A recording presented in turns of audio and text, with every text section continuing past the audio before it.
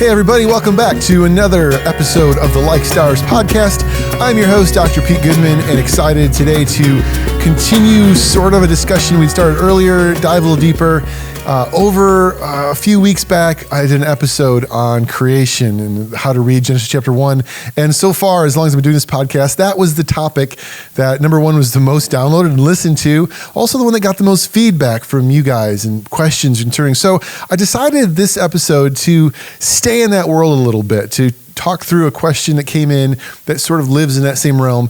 And it dealt with this idea of being created in God's image. So around the first part, maybe about creation and all of things, but now creation about us as individual people. So that's going to be our focus today.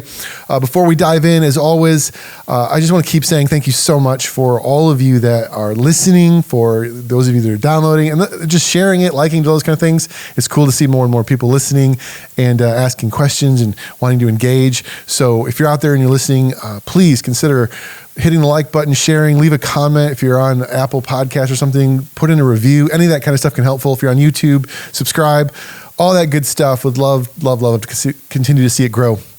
And of course, as always, want to let you know that this episode's sponsor today is we are brought to you by my wife picking where we are going to go for dinner. She absolutely, positively doesn't care at all. She is up for anything until I make a suggestion, and then it's a hard no. So, my wife picking where we're going to eat for dinner, just like a pastor with only one more point on his message, we're going to be here a while. Okay, let's dive in to this week's main topic in question, and it comes from Genesis chapter 1, verse 26. That verse says this: "Then God said, 'Let us make mankind in our image, in our likeness.'" Okay, who is us? I thought there was only one God. I thought, the whole thing is there's not multiple gods. We said in our last podcast, there's only one God. It wasn't us. What is this us about? Who is us? And then what does it mean to be made in God's image? So we're going to tackle both of those and actually show that they're actually connected and they're similar. But to start, we're gonna hit the first part first. What does the Bible mean when it says, "Let us make man in our image"? What is going on here? Well, as I've said before, and you'll hear me say again and again and again if you follow the podcast, when we read the scriptures, especially Old Testament passages like this, we have to follow the principle that says the best understanding of a passage is how the people it was originally written to would understand it. And in this case, how the original people who were Mesopotamian, former Egyptian slaves, the way that they would best understand this makes the most sense when we understand how Mesopotamian, ancient Egyptian, Babylonian, Akkadian people, Assyrians thought, because that was the world. So we're going to look into their world a little bit and see the way they use this language. And I think it's going to make a lot more sense to us when we do. So let's start with this idea of us. The most common thing you'll hear, and I get it, is, God is Trinity. God is Father, Son, Holy Spirit. So we actually see a reference of the Trinity way back in Genesis, which again is just proof the whole thing is wonderful. Now, I believe that God is Trinity. I believe that. I believe Father, Son, Holy Spirit. Yes. I do not believe that the author of Genesis believed that. There's nowhere, anywhere in the Old Testament that there's any hint of such a thing. That is a completely newer Christian revelation of who God is that came in Jesus. The Old Testament people, the people that wrote this, that lived in ancient Egypt, Babylon, Mesopotamia, did not have a thought that God was three. So in my opinion, and I think I'm on board with a lot of scholars, that can't be what this means. I believe God is triune, there's three, but that's not what this is. Instead, what we need to do is we need to look at this idea of how us and our image is related to image, how us and there's a connection here. And it's a very clear connection when you understand their world. And then we're also going to see what this speaks to us. I don't just want to give you some past information, whatever, about history and ancient world. There's something important in this that's necessary for you and I to understand what it means to have faith in Jesus and be wise. Okay, so in the ancient world, Everyone believed in gods. There were many gods. They called them Elohim is a Hebrew word. Elohim doesn't refer to one specific God. Elohim just means a higher spiritual being. And in the ancient world, when they talked about gods, they didn't have the same concept you and I often use for gods. They didn't think of like one all-powerful being who created everything. Most creation stories, all the gods fought each other, worked together. There were many different gods. The gods were almost in hierarchies. There was higher level, more powerful gods. There were lesser gods, almost like humans. They were sort of staggered and all these different kind of things. They all had different roles to play. They behaved a lot like humans. We'll get into that later too, probably. So they thought of the gods the way, and now this is important, the way that they thought of their royal courts. And what I mean by that is, in their government system, they would have a king. There would be a ruler who was ultimately the top dog kind of thing. But around the ruler would be all these other people, magistrates and governors and court officials that all sort of helped the king. None of those people were the king, but together as a corporate group, they were basically the government, you might say, right? The government. The government is not the one person, although they had a king, there was one king, but all the people that worked with the king was the government. Now, if I were to say to you that the White House did X, Y, and Z, today the White House made this decision. Well, I'm not referring to a building, right? We know that. But am I referring to just the one president, or am I referring to all the people who work with the president, all of his officials and cabinet? Do you see the difference? I can say the White House, and you and I know that I'm ultimately meaning the president, but I'm saying that there's a lot of people in this together. The president doesn't act alone. There are others involved. And this is how they understood the gods. A Babylonian in ancient Mesopotamia would think of their chief god Marduk as being the top dog. He was the king god, and they had a story for that. But he also had a ruling council. There were all these other gods who were sort of part of the system. And while Marduk was in charge, you could say God, you could literally just say God, and it was sort of like, are you talking about Marduk, the top god? Or you could say gods, kind of all of them. They all ruled together and helped run the universe as a government, you might say. Okay. Wait. Am I suggesting that Genesis 1 is telling us that there's more than one God? No, I am not. The scriptures are clear, and it's what make them unique. What makes Judaism unique is that there is not more than one God. There is only one God. There is not a plurality of gods all working together. But, as we talked about in the last podcast, the scriptures are also clear that this one God has surrounded himself with other celestial, spiritual beings who share in his management, who've been given responsibilities to do things. This is throughout the Old Testament and the New Testament. We most often use the word angels, which is a literal translation of the word messenger, but a messenger could be a court official, an ambassador.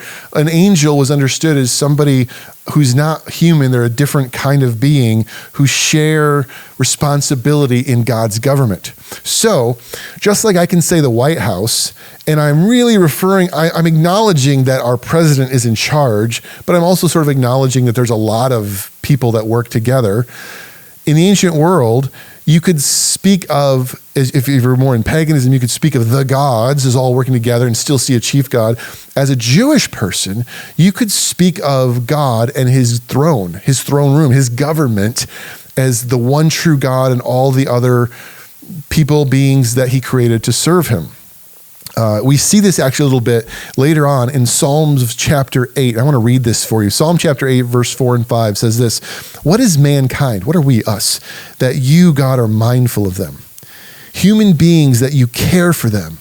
Why do we matter to you?" Then look at this in verse 5. "You have made them a little lower than the angels," which in Hebrew is Elohim. "You have made them a little lower than the Elohim and crowned them with glory and honor." So what this verse is saying is not that we're a little bit less important than angels, as if there's God, there's angels. That's not what it's getting at all. By using the phrase Elohim, the author of Psalm is hearkening back to Genesis chapter 1 when it said let us create man in our image. The idea here is that there is a heavenly courtroom, a throne room that represents or speaks for and enacts the government, the leadership of God, and that humans are somewhat underneath that. But why? Why do we got to say this? Why all the courtroom? Why the throne room? Well, this is why it's not only important to understand the us part, the plurality, it's also even more important to understand this idea of being created in God's image. This is such a huge concept. Through a lot of Christian history, different authors and scholars have wrestled with what this meant. A lot of times it spoke to the belief that we're somewhat similar to God. To be in his image means there's something like God that is true of us. Maybe we have free will or reason, we're rational, creative, all these different kind of things. There's something about who God is that we look like him, we're similar. That's been one of the most common ways to understand the image of God.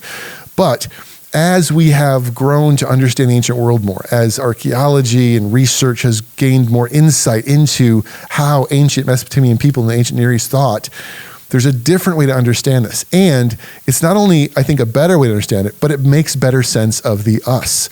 Because the scriptures say, let us make man in our image.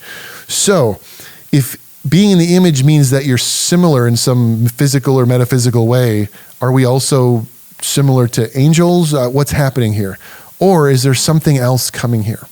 Is there something being said about let humans be in the image of the heavenly government council of God, which I think is what it gets to.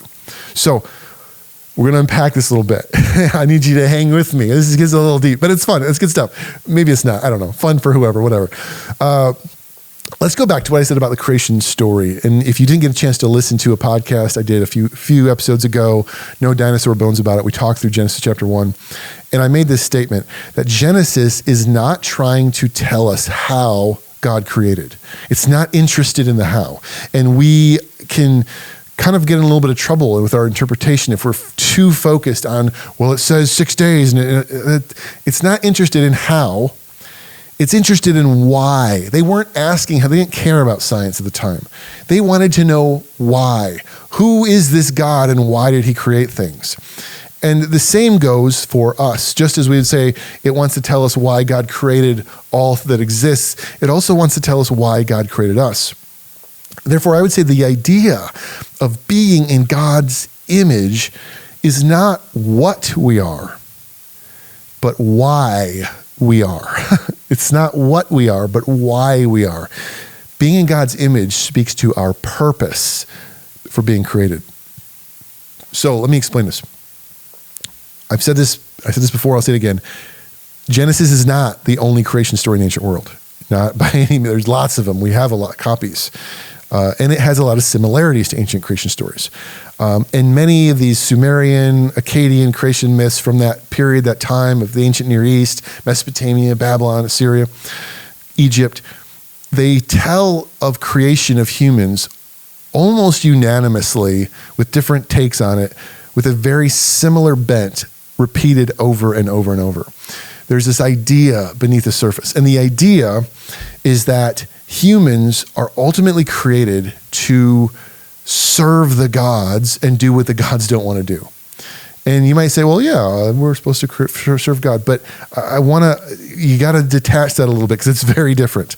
These gods were seen as fickle and lazy sometimes and not wanting to work hard. It wasn't like a loving relationship thing. So in one of these famous stories called the Epic of Atrahasis, it's one of the most popular in ancient Mesopotamian world, the world that Genesis was written.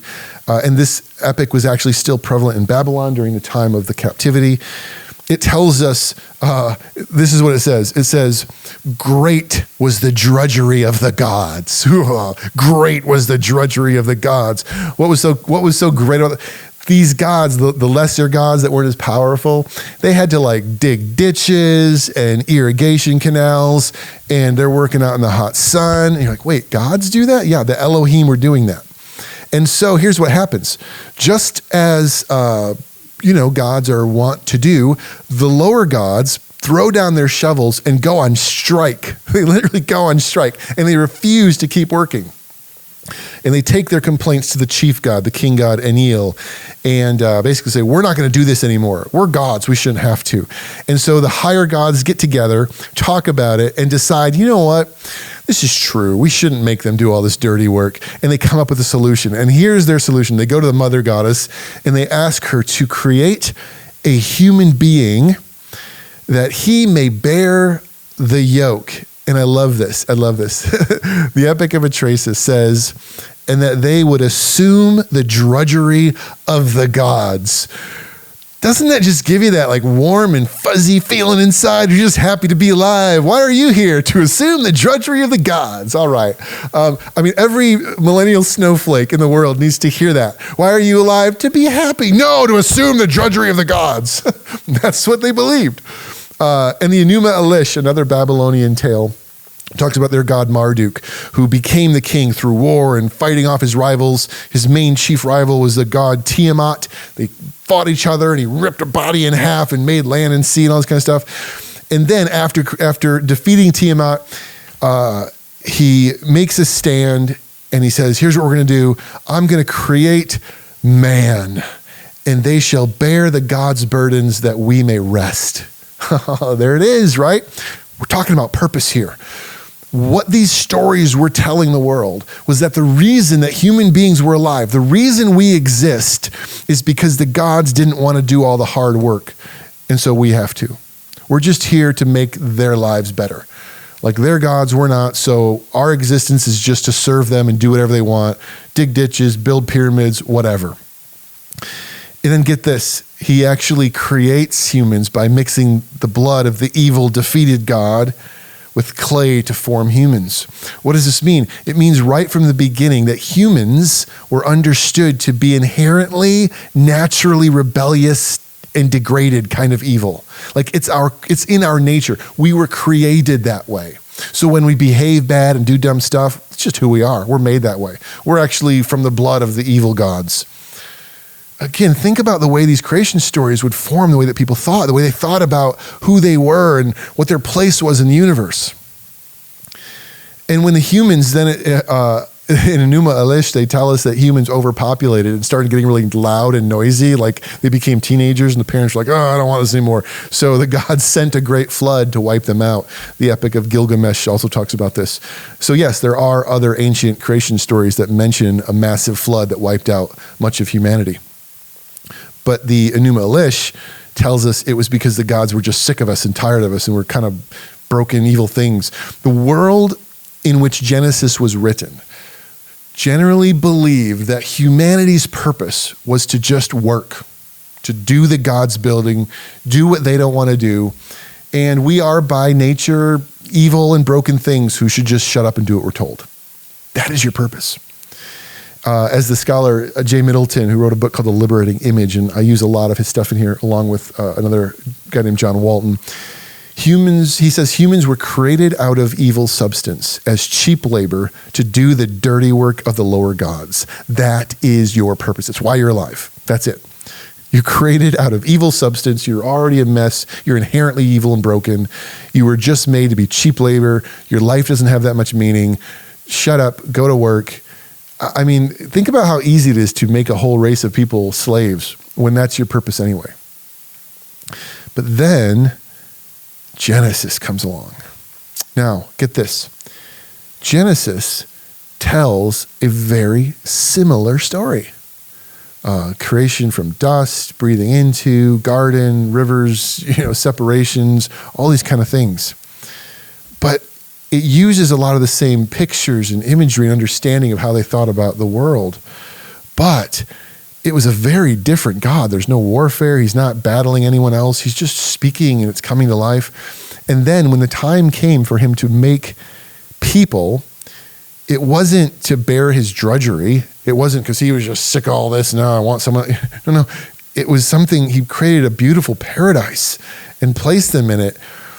And instead of bearing his drudgery, it says that he created them in his image. Why is that a big deal? And again, what does that have to do with us? Well, here it comes. The word image in Hebrew is the selem. It's the same word that we also translate as idol. So if you think of what an idol is, like a little carved statue of the god, what was the purpose of an idol? It was to represent the god.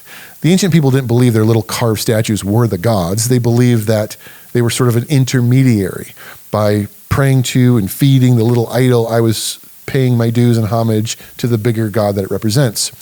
So just like that small idol, that smaller Salem, stood in the place of the gods in some observable, real way. Think about it, like, I don't think it's the God, but it represents the God.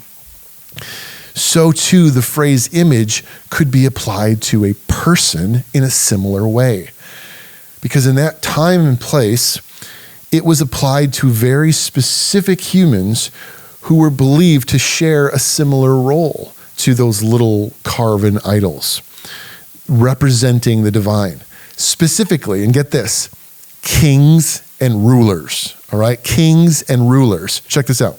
In Egypt, where the Israelites were slaves for hundreds of years, we have today with us, and I come to some research, we have 18 different recordings of pharaohs being called the image of one of their particular gods. Most often Ra, the sun god, who was their national deity, the chief god. Let me give you some examples. Amosi the first was called the image of Ra, who he has set himself on earth. So Amosi the first, it was said that Ra set himself on earth through Amosi the first as his image bearer. Queen Hatshepsut was Ra's living monument on earth, his image to the world. A living monument representing, standing in the place of the gods. And Amenhotep III was Ra's beloved son, my image whom I have put on earth. So think about the way that these phrases are being used. The representative, the one who they've placed on earth in place of themselves. The image bearer represented the gods. And even this phrase, my beloved son, that's interesting, right? Here's some bells. Mesopotamian kings were often called the child or son or daughter of the gods. The kings were. Gods were often called the mother or father, not of everybody. You might think, oh, gods, everyone. No. The kings were the children, and the gods were mothers and fathers to the kings only. So it wasn't Marduk was the father of all Babylonians. It was Marduk is the father of Nebuchadnezzar or other Babylonian kings. Image was similar to being a son or daughter. There's something connected there. And the connection is the word representation. So being the son or daughter of the God didn't make you a divine being. They didn't think that their kings were actually spiritual divine Elohims.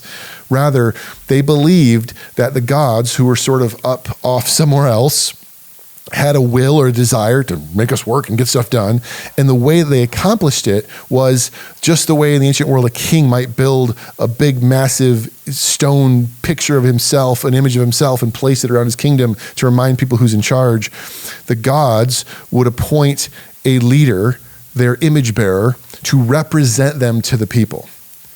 It was calling, this person is now going to speak for and enact the will of the gods to the world. So what is this all about? In calling a king or ruler the image of a god, they were saying they were like an intermediary between the divine and the earthly realm, where the gods had a will, but they're out here, they have a person. Literally, like, think of it this way. Being the image bearer was almost like being middle management, right? Like there's an owner, but the owner's off, so the owner hires somebody to represent them, and everybody reports to that person, that manager. That was the image of the god, the king. It was the primary means by which the gods would express their will to their slave labor. Tell them what to get done. Hey, image, go tell the people to do this. In Babylon especially, this idea upheld the entire social order. It legitimized the kingship, because the way that you serve the gods is by serving their image bearer. So the gods say, that person's in charge, they're my image, do what they say, and if you do what they say, you'll be obeying the gods. So you obey the king, and that's obeying the gods. One half-broken tablet from the Assyrian Empire called the king the image of Marduk, and it says this: the word of the king is just and final as that of the gods. Let me say that again. The word of the king is just and it's final as that of the gods. Meaning when the king speaks, the king is speaking for the gods because he's the image of the god. So whatever he says goes, shut your mouth and do it. They also say that when the king was angry or happy, you were either receiving the anger or the favor of the gods. So if the king punished you, it was because the gods were punishing you. And if the king gave you favor or blessed you, it was because the gods were happy with you. It was a sign you had their favor. Being God's image meant you possess the power and authority to rule, to tell people what to do, because they're all created to do the will of the gods, and you're the image of the God, so you get to tell them what to do. The Babylonians, there's another one. Marduk entrusted the king. There's a reference from an ancient manuscript that says the king's role was to shepherd the people, make cities habitable, enact vengeance for the God, and ensure proper worship by the people. So again, think of that idea of like an owner who turns over the company to a manager, a CEO, and says, okay, make sure everyone does what I want them to do. That was, the CEO was the image of the God. There's another phrase from Egypt that said, mankind lives in the shadow of the king, while the king, the image, lives in the shadow of the gods. The king is the CEO, the representative, the image bearer, and we all do what he says. It was a practical responsibility. Again, like being a steward or a manager or a CEO. The king would speak on the God's behalf and rule the people. And when the king, get this, when the king ruled well, did what the gods wanted, it brought about goodness for the people. So it was generally believed that if a king appropriately did what the gods wanted, then we would be blessed and our land would be healthy and all those kind of things. So if the image bearer leads well, all of our land prospers and our lives are good. We have to obey the image bearer in order to obey God. Okay? All right. I know that was a long way around. Let's come back to Genesis. It mixes this phrase, us, let us make God in our, with image. What's happening is the language of let us make God in our is political. It's kingly court language. The heavenly throne, the White House, the owners of the company are saying, let us hire a CEO.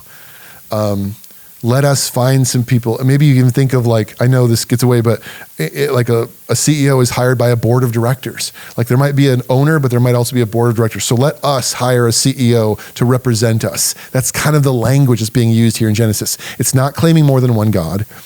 It's talking about authority, ruler, power. God in his heavenly court wants to give away some of his power to an image bearer. So humans were created to represent God's will as his delegated authority, his image bearers, carrying his royal sigil, if you will. So look at what Genesis says about Adam. It says in Genesis 1:26 that Adam was given authority to rule over the earth and subdue it. Rule and subdue. Now, rule, Hebrew radah, is often linked with kingship throughout the ancient world in the Old Testament. And the concept of subduing means bringing something under new control, under management, if you will. Both these ideas, they're in line with this idea of God being in charge. The board of directors has hired a CEO and say, go take over this company, subdue it, manage it, rule it, make sure it's being run well. It is what the heavenly us, the us does, gives authority and power to the one underneath in order to rule. Back to Psalm 8. Remember it said in Psalm 8 that humans were made a little lower than the Elohim. We're a little lower than the heavenly courtroom. Again, I'm just using an analogy here, but the CEO is a little lower than the board of directors. It means you have a lot of power and responsibility. If you're the next person under the board of directors, you are in charge. Like you got a lot to do. You carry the authority of the board of directors. The image bearer carries the authority of the king. Massive power and responsibility. So this language has kingship, ruling, power all over it. Humans have been made a little bit lower than God himself and entrusted with the White House. The White House is saying, go speak for us, ambassador. Represent us to the world. Ruling, and get this, ruling, subduing, managing is our purpose. It's not a consequence. It's not like, well, because you're image of God. No. Being the image of God means you are the CEO. You're in charge. Take care of it. That is purpose.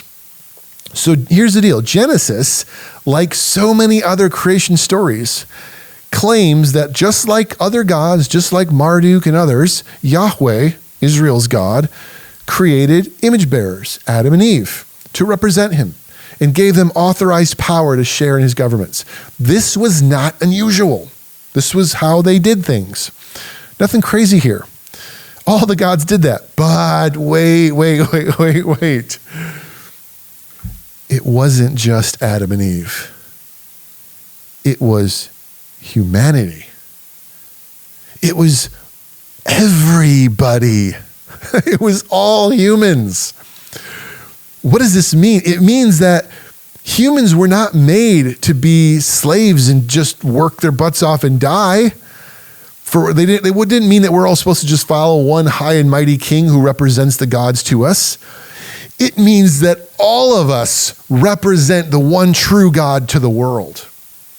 It means that we were all created equally to represent and share in his governance. All of us, everyone. Can you imagine how subversive this would have come across to the ancient people? Could you imagine a group of slaves who had spent hundreds of years digging ditches and building a pyramid for some pharaoh they never met because, well, he's Amun-Ra's image and he needs to tell us what to do, so we should just shut up and do it. Go make some more bricks. And suddenly you're told, actually, no, forget all that nonsense. The one true God created all of you to be image bearers representing his authority. All of you are a little lower than the Elohim. Not just the Pharaoh on his big throne up there, all of you. This was a completely world-altering view of life for these people. And I think in some ways it still is for us today, and we need to grasp it. Being made in the image of God is not a description of what a human is. It's not about where a human is going. It's about who a human is created to be, what we are called to do. It's our purpose. You know, so oftentimes we get this idea as Christians that life is all about getting, the right belief system, and then when we die, we get to leave and go somewhere else and be up in heaven. And I've talked about all that a lot. I'll talk about it again. But the understanding of being the image of God means that you were not created to go somewhere else. You were created for this earth, and you were created to manage it. You weren't created just to hold on tight and then blow the company up and go to another company. You were given responsibility over this company. All of us were. It has nothing to do with escaping this world. It has everything to do with properly managing and leading this world the way that God wanted us to. It has everything to do with who we are as people, who we've been created to be, and how we are called to share in a responsibility to properly and rightly care for the world as our Creator God and his governance has called us to do. That being given the proper responsibility, the amazing, incredible opportunity to represent him, to be, oh God, what is man that you were mindful of him? What are we that you would put us in charge of this whole thing? Isn't that amazing? That's what that psalmist is getting at. God, what on earth? What on earth? We get why King so-and-so of the Babylonian Empire, we get why he's an image bearer, but what are all of us? We're just nobodies. And you put all of us a little lower than your board of directors? We're all supposed to lead together. What are we that you care so much about us? This was a whole new way of thinking about life and existence and purpose. And it has transformed over the past few thousand years. It's transformed society. It's the foundation of democracy. That all humans have worth and dignity. That all humans have a role to play. That no one should be king. That we should be doing this together. It all starts here in Genesis chapter 1. But here's something else it means. And this is where I've mentioned again and again that I want this podcast to be focused on God's wisdom for our lives. And this is where it hits home for me in such an important key way. Just as the health and well-being of the kingdom was determined by the rule of its king, the emissary, the ambassador of the gods, that was how they thought, so too the health and well-being of the entire creation is dependent on God's image bearers properly taking care of it. There's a verse in Romans that says, all of creation waits and groans for the sons of God to be revealed. Hear that verse with me. All creation, everything, the whole company is waiting and groaning for the sons of God. Who are the sons of God? The image bearers of God, the CEOs, the ones entrusted with the company. Creation is waiting for them to actually step up and be what they were supposed to be and properly manage this world. Because the very idea of being in God's image means we're connected, we're linked with the responsibility to exercise proper stewardship. So wisdom says, I want to run this company the way the owner wants me to, as he desires. If we're all going to be kings and we're all going to manage together, we got to do it the way that God wants it done, because that alone will bring about the goodness that he offers. The king was supposed to rule as the God wished in order to bring about good things. And Genesis is saying all of us are supposed to do that for the entire world, to trust in his wisdom, his direction, his leading in our lives, to bring about the world that all of creation is waiting and groaning for, the one that God created and intended to be good. You and I have a role to play. And I just want you to hear that as I close. You have a role to play. Being a follower of Jesus, whether you're thinking about it, you're questioning it, being a follower of Jesus is not about making a decision that can hopefully get you to the right destination after you die. Being a follower of Jesus is about taking up the mantle you were created for, to properly and rightly steward your life and the world around you, the life that you've been given, the resources you've been given, to properly care for them and lead this world the way that God intended in order to bring about the goodness that God desires for it. That's what you were made for. And to follow Jesus is to follow him in the redemption of creation. It's to follow him in remaking and restoring all things the way they were intended to be. It is, ready for this? It is following the ultimate and true image of God. Because Jesus was the true perfect image of God, and you and I are supposed to follow him and become like him, thus becoming more like the image we were created for.